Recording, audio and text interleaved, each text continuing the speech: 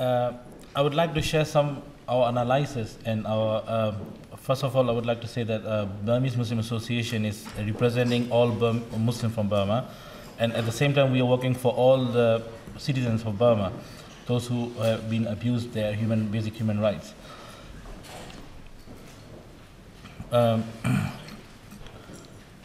My point here today is mass violence against Muslims in Burma, particularly state persecution on Muslims, Rohingya Muslims. Let me go back to a bit the time of General Ne. There are three lines of enemies to the state: communist, ethnic armed groups, and Muslims. Communist is the threat to the state religion, and the ethnic armed groups are the threat to the monopoly of the Burmans, majority ethnic groups. And the third, Muslims are the threat to the Burma economy, because at that time, Muslims' economy is control 85% of Burma economy. Muslims are controlling that time. So that's my point today, is basically focusing on Muslims and how General Ne started and established systematic persecution on Muslims across Burma. And at this moment, it reminded me something at the time of independence movement, our late hero, Sayaji Urazak, when he was asked by his colleagues, why don't you consider to demand Muslim states in Burma? And his response was very good. He said, bring me the sharpest swords and put into the water, cut to the water. Can you cut it? He said, no, this is the same thing. We Burmese, citizens of Burma, whether Muslims or Christians or Hindus or Buddhists, we cannot divide because of the religion. We are one. Yes, he was right at that time, but unfortunately, after the General Ne, it proved wrong. This is the popular mantra of ultranationalist Burma. Amyo Bada Sasana. It means race, language, and religion. Race is Burmese. Language is Burmese language, and religion should be Buddhist. This is only to implement for any coming government should be based on this. Otherwise, they are considered as not suitable to rule Burma. It is unwritten policy of Burma, one language, one religion. But so far, it proved wrong. It proved fail, and they couldn't implement this. And what so far they are trying to do is man-made ethno-nationalist mindset. This mindset is monopoly of ethnic Burma Buddhist. Should be Buddhist, Burma, and Buddhist. These two words are connected to each other.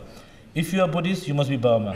If you are Muslim, you have something, some bloodline from foreign countries.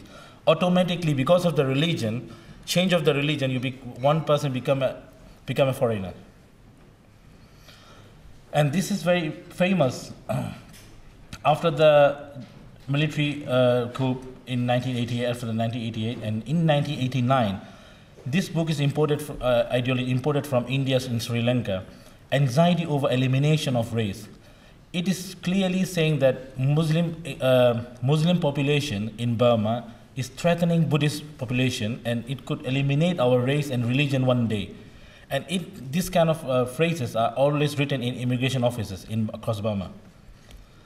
After the 2012 ethnic cleansing and genocide in Arakan state, these agreements announced by the 969 monks across Burma. And it should be followed by each and every Burmese, a Buddhist Burmese. Otherwise, they will have consequences. They will have to face the consequences. And it is some kind of second law in Burma. Even there is a law and rules of law, but this law written by the Buddhist monks, it should also be implemented without any enforcement. But this should be followed by all Buddhist Burmese. And it clearly is targeting one particular group of people in Burma, is Muslims. whether Rohingya or not, as long as someone is Buddhist, someone is Muslim, he should be economically isolated and socially isolated from every part of life they have been targeted. And these are the history of Burma. Since 1982, Muslims have been targeted across Burma. And what interesting is it not repeat another time in one place. For example, in 1982, anti-Muslim violence took place in Malmin, but it never come again. But what remained there is the pressure on Muslims still remain there. We can't build our mosques, we can't repair our mosques, we can't repair our cemeteries, we can't build our madrasas. Even the population is growing everywhere in Burma. Even there new cities were built, but Muslims are never allowed to build their place of worship. And it has been going on every 3-4 years since 1982, 83, 87. You can see that whenever Burmese government they are facing any trouble in their political way, they got in problems, they always divert the attention towards Muslim minorities. And here I would like to highlight some very important thing. There are two ways of targeting on Muslims. One thing is scapegoat. Yeah, Muslims have been scapegoat very long ago, but now it is not that level. It is increased now. Muslims have, as in 2010, Burma, the whole international looking at Burma as Burma has become reforming towards democracy. But every Burmese know what is the truth and how genuine it is. And in 2010, Burmese government has to, they've come across with some questions, and public of Burmese citizens, they are paranoid with Chinese support to, historically Chinese have been supporting Burmese government, military government. So as soon as they have a right to say, they have a right to raise any issue, any questions, they first speak out against Chinese projects in Burma because they are threatening environment seriously. So the first question was a dam project in northern Burma, and it was forced to government that they have to pretend that they are genuinely reforming democracy, so they have to accept Burmese public opinion. They have stopped for temporarily that time, and another project was Lebanon Town project, copper mine project, and in that project, Burmese government they lost their patience, and they use phosphor bombs, and these are at that time many monks were targeted, and lots of people were been hit for their peaceful demonstration. And main thing I want to say three things why Burmese government they want to divert the attention of the public.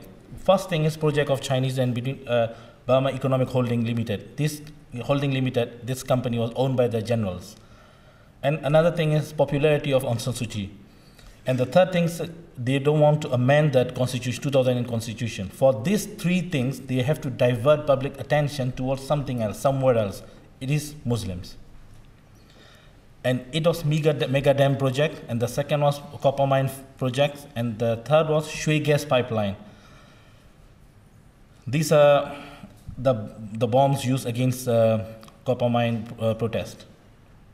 Okay, this is the, I'm sorry, I don't have in English, but it is in Burmese, so I'm very sorry for that. This is the pipeline, Shui gas pipeline. It is extremely important for Chinese government, for strategically, for economically, for every aspect. They cannot lose at any cost at this point. If South China Sea was blocked by alliance or any other foreign countries, they have to use this alternatively to feed their industries. This is the oil and gas pipelines come from the Rakhine state, where the many Rohingya populations are there, and it links to China. So when the atmosphere of Burmese citizens at that time, they are paranoid with any Chinese project. So they need to divert that attention towards somewhere else from Chinese projects. Otherwise, they will have to face so many tremendous pressure from China, and they can't lose this. And Chinese will do whatever it needed. So they diverted towards Muslims and Rohingya and Rakhine issues, and then later they spread this issue towards those places like Mengtila and Lashu, wherever the pipeline lines are going, those areas, they're crossing those areas. And the second thing is why they have to use this scapegoat, because popularity of Aung San Suu Kyi. Aung San Suu Kyi, one thing we need to understand that the military they are very strategized. They are extremely well strategized, whatever they do. They test anything, before they're doing anything. They have tested this by election, how much the popularity of Aung San Suu Kyi still remain after they have openly said that, okay, we Burmese military are now reforming to democratic country, and still how popularity of Aung San Suu Kyi remain among the public. And 2012 by-election proved that landslide victory of NLD party, it's really threatening to their popularity then. And they have to use this mentality, ideology, Muslims as a threat to the state, and they are linking this ideology to NLD and Aung San Suu Kyi. For example, when OIC foreign ministers visited Burma, they said if now President Thein Sein refused to let them open to establish an office in Burma, but if Aung San Suu Kyi is elected, they definitely will establish an office there. She will definitely allow them, because she is always promoting human rights and democracy and blah blah blah. So this is very good for them to linking them. And second thing is constitution. There are so many points in constitution which is totally undemocratic. And sorry due to the lack of the time, I need to cut down some things. So 2014 election we are expecting 2014 election is very soon. And this is how this military government going to test their strategy, which they have been carried out 2012 and 2013, that targeting Muslim minorities, for example, Rohingyas and other Muslim minorities in Burma. So they will see if Aung San Suu Kyi will landslide victory in this again, and we can expect more problems, more targeting on Muslim minority in order to implement this again and again. And from every point of view, Muslims are at the center of in this play. And the mobocracy in Burma, I have to say that it's not democracy reform, it's rather more like a mobocracy in Burma. Because they are targeting population is unprotected by law. Whenever these mobs target Muslims, the police, they totally ignore, and they let them kill. For example, in Mengtila as well, one family who they have a good relation with the police station, they asked them to protect them. They called them the police station. They said, okay, let us get the permission from our seniors. Then later on, her husband was taken away and killed, and she called them again, look, my husband has been killed and they are targeting us. They said, the police station replied that, I'm sorry, we are denied, we are not allowed to step into this matter. So if the law and the police, they are not given order to protect Muslim minorities, and who is controlling this power? Let Muslims are killed by the mobs. And they are encouraging through media and instigation against Muslims are freely they can carry out, and promoting extreme version of Buddhism. Instead of talking about patience and love, they are promoting hatred against Muslims. And biased judiciary is well known, and we have been seeing for just removing 969 logo, one Muslim was sentenced 2 years jail, and killing Muslim children and burning alive, they got freedom. They are not arrested yet. And these are the similarities between German Nazis and Rakhine Nazis in Burma. And this guy was selling goods to Muslim and Rohingya people in Rakhine State. That's why he was brought to the public and showing this he's a traitor. And this scene was in Mengtila, when they are leaving their homes. They have to put up their hand, and same as in Germany, what happened in Nazi. And I would like to highlight there are very strong relation with Wirathu and state government and ex-government, because Wirathu is just an actor who is acting according to the instruction of those powerful generals and ex-generals. And this is my last slide, and I would like to highlight this.